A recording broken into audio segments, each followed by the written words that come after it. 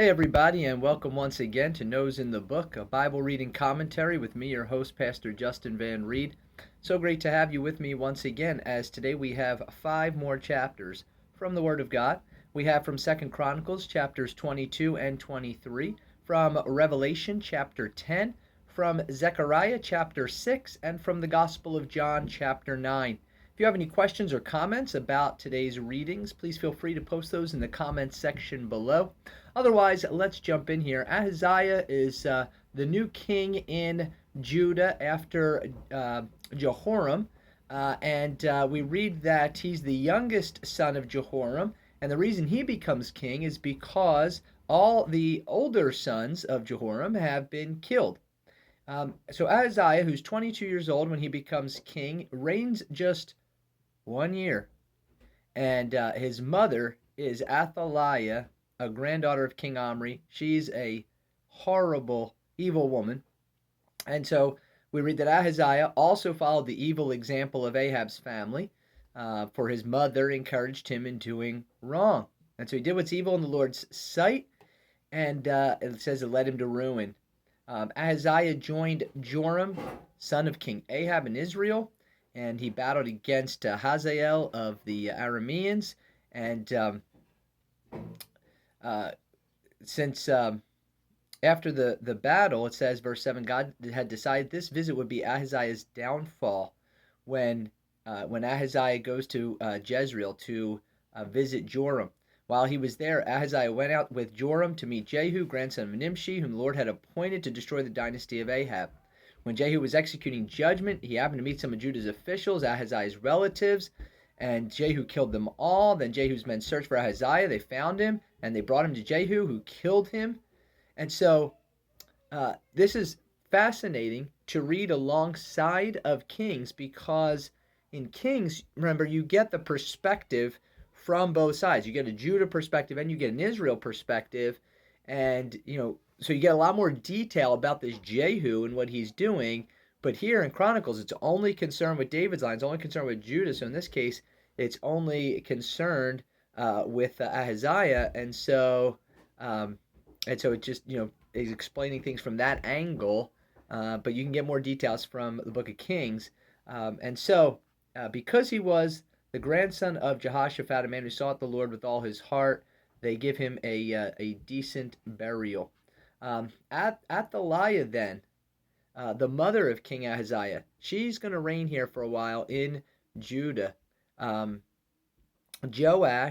Ahaziah's infant son, is hidden, but then all the rest of the family, the royal family, is killed. So that's how close you come to wiping out the Davidic line. But Joash is indeed saved, and Joash remains hidden in the temple for 6 years while Athaliah rules over the land. Then, here in chapter 23, we're going to read of how Athaliah's downfall comes about and Joash becomes king. So, certain individuals are going to get together, make a secret pact here, a secret agreement with Joash, and to follow Joash and to proclaim Joash king. So then Jehoiada says to them, "Here's the king's son. The time has come for him to reign. The Lord has promised a descendant of David will be our king.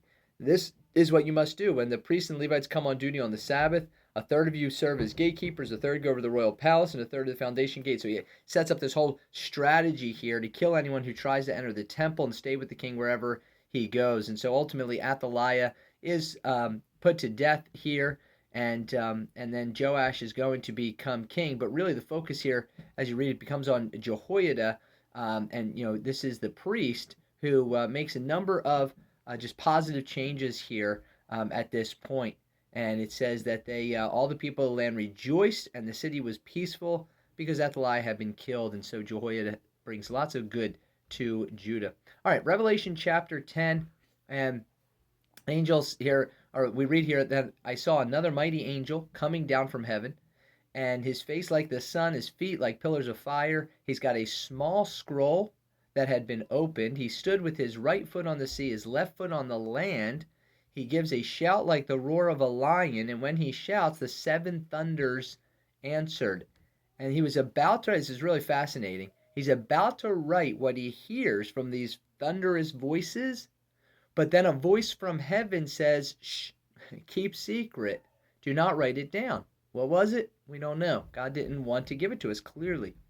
Then the angel, he says, that I saw standing on the sea and on the land raised his right hand toward heaven.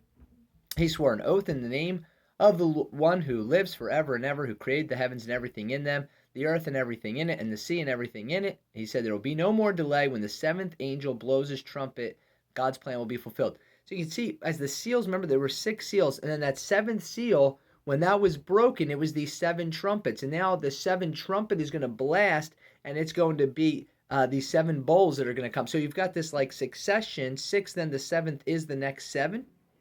And things happening closer together. And certainly when you get to the bowl judgments, more significant and dangerous. So at the end here, he says to take the scroll and eat it. He says it'll be sweet as honey in your mouth, sour in your stomach. So he does. He eats it. It's sweet in his mouth, and it turns sour in his stomach. And then he's told, all right, now prophesy again about many peoples, nations, languages, and kings, about what he sees next here. All right, Zechariah chapter 6.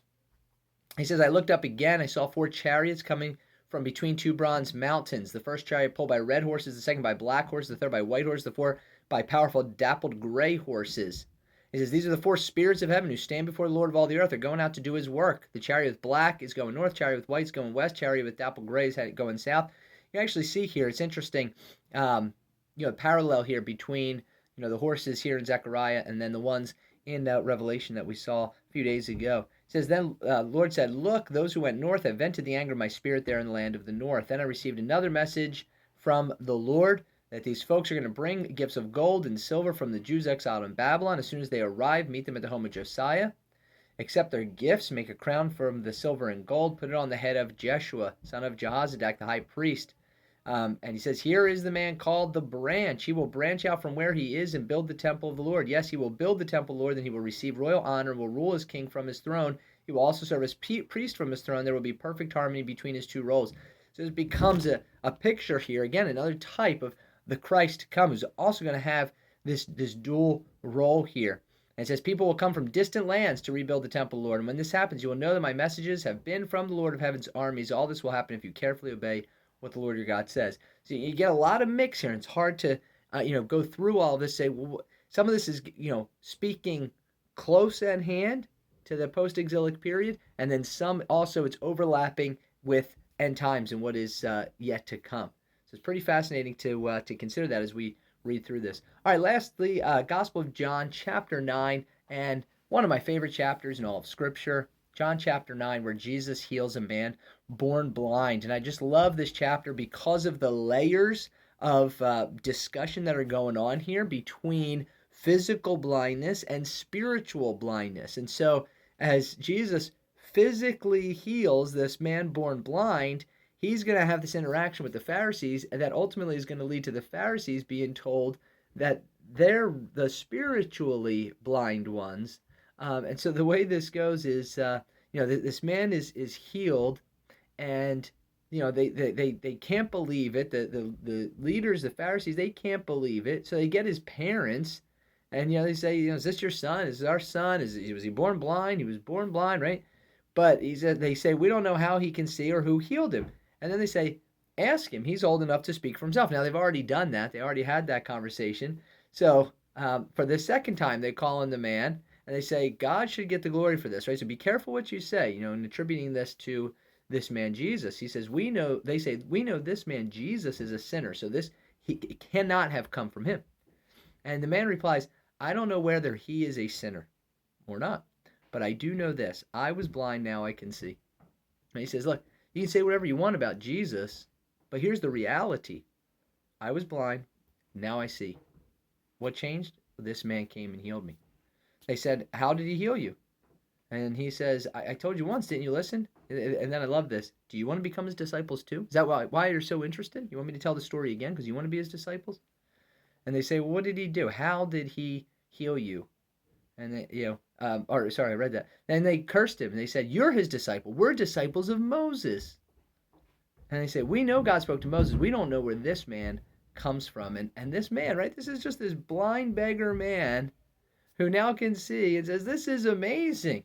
This guy healed my blindness, and you don't know where he comes from?" Right? If this man were not from God, he couldn't have done what he's done. And so the Pharisees, they get him out of the synagogues. They're like, you don't get it. And then you have the interaction on spiritual blindness, right?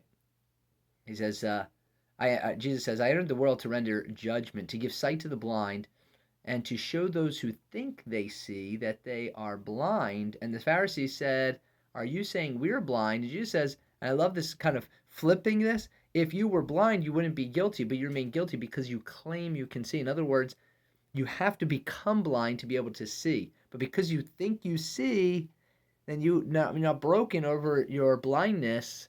And so you actually are blind, but you think you see. And so this is just, it's so many layers here. It's so fun. All right. That's all we have time for today. Again, we had 2 Chronicles 22 and 23. We had Revelation 10. We had Zechariah 6 and John chapter 9. I hope you enjoy your time in the Lord's Word today. Until next time, keep your eyes on the Lord and your nose in the book. We'll see you again soon.